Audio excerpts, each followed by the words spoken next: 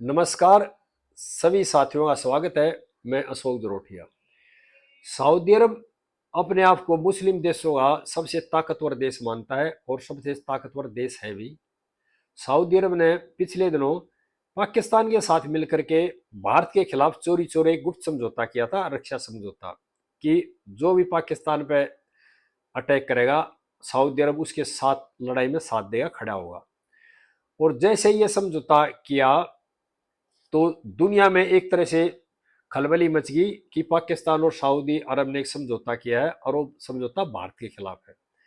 भारत सरकार ने एक रणनीति जवाब दिया सऊदी अरब और पाकिस्तान को। भारत सरकार ने रूस और चीन के साथ मिलकर के अनाज पर नियंत्रण किया और दुनिया को बता दिया कि हम अनाज जो है ना सऊदी अरब को और गल्फ कंट्री को नहीं देंगे। इसके बाद गल्फ कंट्रीज में और सऊदी अरब में खलबली मच गई और गल्फ कंट्री सऊदी अरब को और पाकिस्तान को छोड़ करके भारत की तरफ आ गए और उन्होंने सऊदी अरब का पाकिस्तान का विरोध किया और एक तरह से अपना जो किनारा कर लिया सऊदी अरब से और पाकिस्तान से। जैसे ही गल्फ देशों में विरोध होना शुरू हुआ तो सऊदी अरब की संसद ने एक आपातकालीन बैठक बुलाई और जो समझौता पाकिस्तान के साथ किया था उस समझौते को रद्द कर दिया। और जो सऊदी अरब के प्रिंस है मोहम्मद बिन सलमान, उन्होंने दुनिया को बता दिया कि पाकिस्तान के साथ हमारा कोई समझौता नहीं है और हम जो भारत के रणनीतिक साझेदार हैं और भारत से हमारा जो आयात जारी रहेगा और पाकिस्तान के साथ जो समझौता था वो एक तरह से कागज का टुकड़ा माना जाए। जैसे ही सऊदी अरब ने पलटी मारी तो पाकिस्तान ने सऊदी अरब का विरोध करना शुरू कर दिया। पाकिस्तान के कई नेताओं ने यहां तक कहा कि सऊदी अरब ने हमारी पीठ में छुरा घोंप दिया। इस तरह के बयान पाकिस्तानी नेताओं ने देने शुरू कर दिए हैं। जो गल्फ कंट्री हैं वो इस चीज को मानते हैं एशिया के अंदर भारत के बिना रहना मुश्किल है और भारत रणनीतिक साझेदार है सभी देशों का और जो खाद्य पदार्थ है भारत से ज्यादा मात्रा में आते हैं। अगर भारत ने अनाज देना बंद कर दिया तो भुखमरी आ जाएगी पूरे एशिया में या गल्फ कंट्रीज में, क्योंकि गल्फ कंट्री में तेल के सिवाय कुछ नहीं है, खाने पीने पैदावार का कोई संसाधन नहीं है। ये सारा भारत से, रूस से और चीन से जाता अनाज यहाँ पे इन देशों में, और पानी भी इन्हीं देशों से जाता है। गल्फ कंट्री है और सऊदी अरब वगैरह है, ये खाली तेल बेचते हैं और तेल के बाद इनके पास कोई चीज ऐसी नहीं जो वहां पर बढ़ती हो या उत्पादन वहां पे होता हो।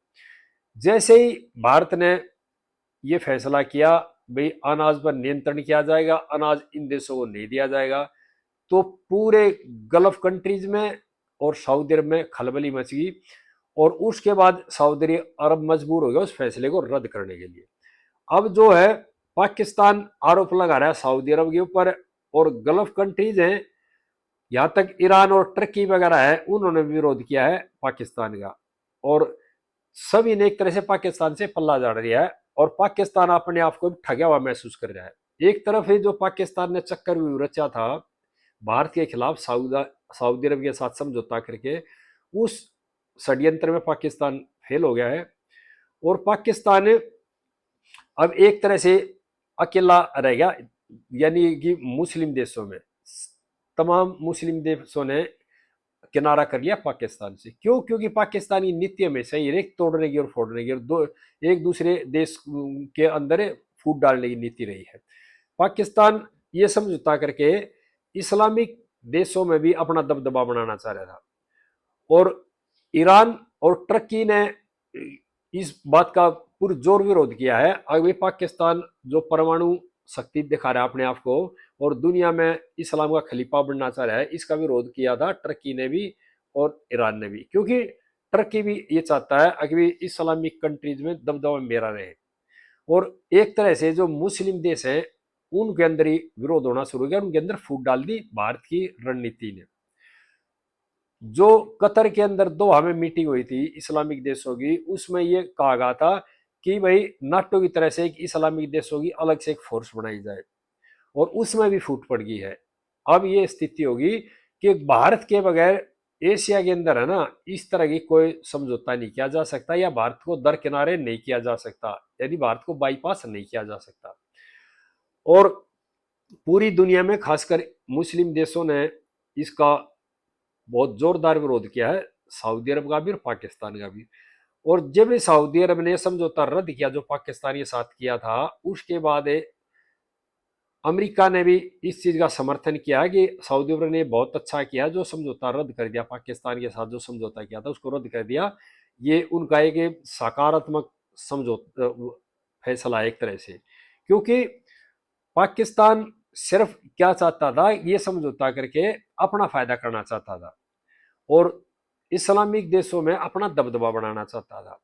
लेकिन जो इस्लामिक देश कर खासकर जो गल्फ कंट्री है, इनको जो खाद्य पदार्थ है वो आते हैं रूस से, भारत से, चाइना से और अमेरिका से। भारत ने रूस और चाइना को अपने साथ लेकर के समझौता कर दिया अनाज नियंत्रण वाला, और उसके बाद तमाम गल्फ कंट्रीज में हड़कंप मचा और उनके प्रेशर में आकर के सऊदी अरब ने तुरंत संसद में बिल पास किया और इस समझौते को रद्द कर दिया है। और पुतिन ने जो कई बड़े बड़े फैसले किए हैं सऊदी अरब के खिलाफ, यानी कि सऊदी अरब की अर्थव्यवस्था को भारत ने और पुतिन ने, चीन ने मिलाकर हिला दिया। और ये स्थिति होगी अभी कुछ दिन के बाद सऊदी अरब के अंदर हड़कंप मच जाएगा और एक तरह से भूखमरी के कगार पा जाएगा सऊदी अरब और गल्फ कंट्री। उसके बाद तमाम जो मुस्लिम देश थे उन्होंने साथ दिया भारत का और भारत की सरकार का, और विरोध किया सऊदी अरब का और पाकिस्तान का। सभी देशवासियों से प्रार्थना है इस वीडियो को भाई ज्यादा ज्यादा शेयर करें, इस वीडियो को भाई लाइक भी कर दियो।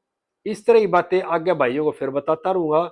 और जिस भाई ने मेरा चैनल सब्सक्राइब नहीं किया हो, इस चैनल को सब्सक्राइब भी कर दियो। जय हिंद देशवासियों।